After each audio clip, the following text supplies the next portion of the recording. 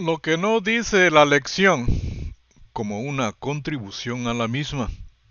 El gran conflicto. El conflicto inminente. Lección 11.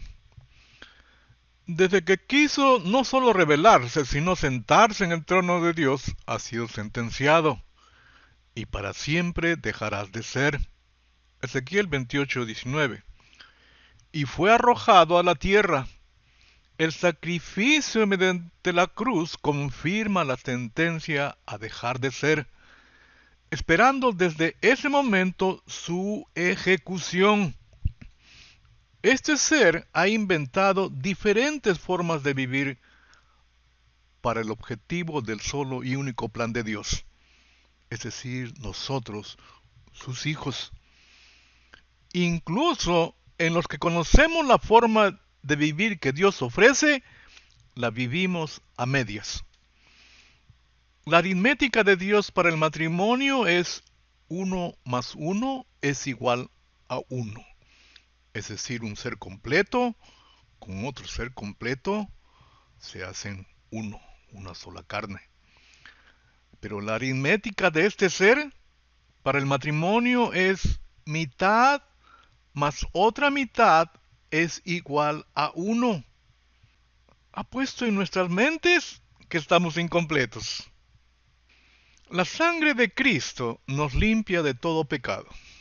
Mediante su sangre tenemos acceso a entrar ante su presencia, el lugar santísimo celestial, aquí y ahora.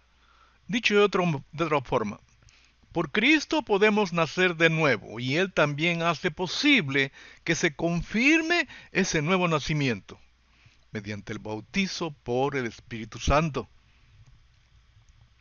Cuando Jonás dijo, yo soy hebreo y adoro a Jehová, el Dios del cielo, que hizo el mar y la tierra, estaba hablando de una forma de vivir totalmente dedicado a glorificar a Dios. En otra parte dice el apóstol Pablo, por eso hermanos, puesto que Dios nos ha mostrado tanta misericordia, les ruego que entreguen todo su ser como sacrificio vivo a Dios. Esa ofrenda que es su vida debe estar dedicada solamente a Dios para poder agradarle. Esta clase de adoración es la que realmente tiene sentido.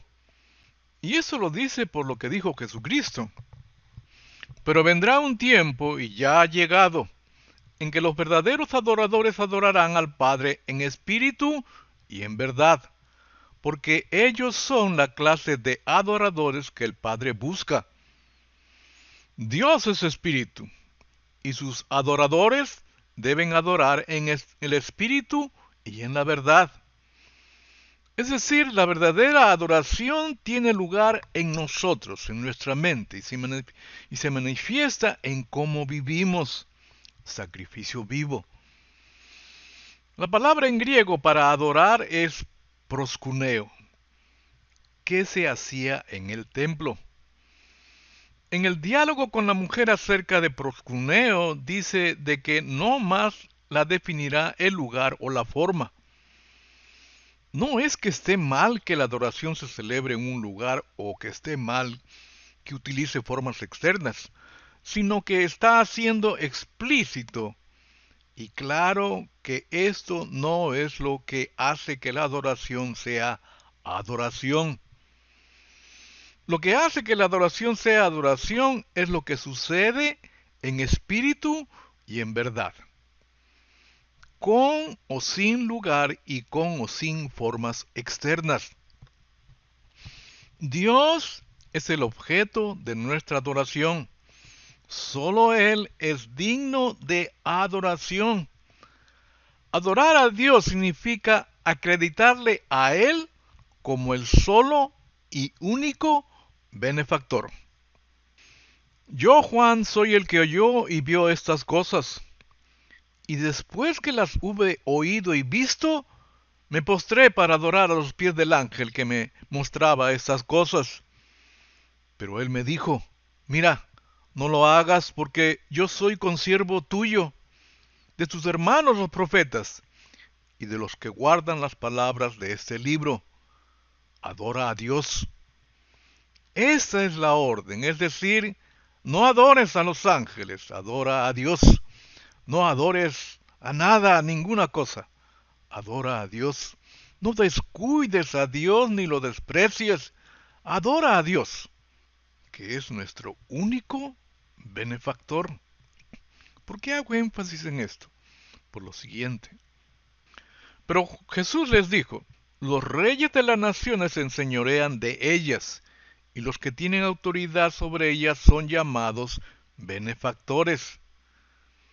Pero entre ustedes no debe ser así, sino que el mayor entre ustedes tiene que hacerse como el menor, y el que manda tiene que actuar como el que sirve. Porque ¿quién es mayor? ¿El que se sienta a la mesa o el que sirve? ¿Acaso no es el que se sienta a la mesa? Sin embargo, yo estoy entre ustedes como el que sirve. De manera que ni el que siembra ni el que riega son nada, sino que Dios lo es todo, pues Él es quien hace crecer lo sembrado. Él es nuestro único benefactor. Esta bestia se constituye en la iglesia, lo que era en el Antiguo Testamento el santuario, queriendo establecer que la vida del creyente gire alrededor de los servicios que se hacen en la iglesia, entre comillas. Pero nuestros padres adoraron en este monte, y vosotros decís que en Jerusalén es el lugar donde se debe de adorar. Jesús le dijo, mujer, créeme, que la hora viene cuando ni en este monte ni en Jerusalén adoraréis al Padre. Vosotros adoráis lo que no sabéis. Nosotros adoramos lo que sabemos porque la salvación viene de los judíos. Pero vendrá un tiempo, y ya ha llegado, en que los verdaderos adoradores adorarán al Padre en espíritu y en verdad, porque ellos son la clase de adoradores que el Padre busca. Dios es espíritu, y sus adoradores deben adorar en el espíritu y en la verdad. El sistema de sacrificio de Dios es perfecto, porque lidia con los pecados, el pecador y el pecado. Hasta que a su tiempo Dios reforma su sistema de sacrificios con un solo y mejor sacrificio, Cristo Jesús, que ingresó al lugar santísimo celestial, abriendo el camino para nosotros hacia su presencia, y así nos constituye a cada uno de nosotros como la iglesia. Maridos, amad a vuestras mujeres, así como Cristo amó a la iglesia, y se entregó a sí mismo por ella, para terminar la prevaricación, para poner fin al pecado, para santificarla, habiéndola purificado en el lavamiento del agua por la palabra, para expiar la iniquidad, a fin de presentársela a sí mismo una iglesia gloriosa, que no tuviese mancha ni arruga ni cosa semejante, sino que fuese santa y sin mancha, para traer la justicia perdurable.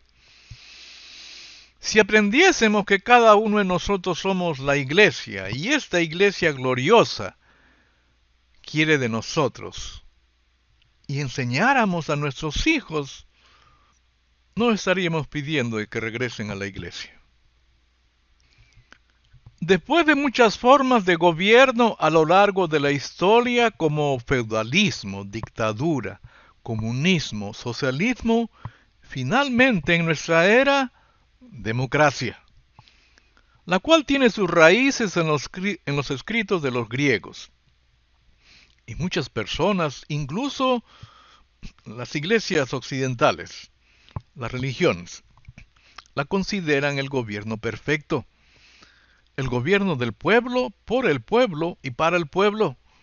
Es una buena idea. Es el intento del hombre de alejarse más del despotismo y el dominio tiránico. Los fundadores y redactores adoptaron las ideas griegas de la democracia y las ideas romanas de la república, y las refinaron para adaptarla a sus aspiraciones. El sueño y los principios rectores de Estados Unidos fueron la independencia, la autodeterminación y la individualidad. La Constitución de los Estados Unidos, que es una república democrática, empieza de esta manera: nosotros, el pueblo. Esta Constitución es la mejor que el hombre haya podido hacer. En el preámbulo de la Constitución se esbozan el propósito y los principios rectores del documento. Dice: nosotros, el pueblo de los Estados Unidos, para formar una unión más perfecta, establecer justicia, asegurar la tranquilidad doméstica, proveer la defensa común, promover el bienestar general y asegurar las bendiciones de la libertad para nosotros mismos y nuestra posteridad. Ordenamos y establecemos esta Constitución para los Estados Unidos de América. Los fundadores de esta gran nación concibieron que es a través de leyes, la Constitución, que pueden lograr todo esto que se han propuesto. Promulgadas siglos antes, han servido a una nación incipiente en sus comienzos a venir a ser lo que es hoy, una gran nación, sin haber logrado los ideales que se propusieron alcanzar, mas ahora con el peligro de socavarse internamente. Por ejemplo, ¿unión más perfecta? Hay una polarización rampante. ¿Tranquilidad doméstica? Terrorismo doméstico. Y si le añadimos lo impensado sucedido en esta Constitución, empieza nosotros, el pueblo. La Constitución del Reino de Dios empieza: yo soy el que soy. ¿Mediante cuál debemos de vivir? En democracia hay opciones, y crecemos con esa forma de pensar, y así criamos a nuestros hijos. En el reino de Dios la única opción es la de obedecer. En el reino de Dios no hay súbditos, es un reino de reinas y reyes sirvientes. Hasta aquí nuestra contribución a la lección.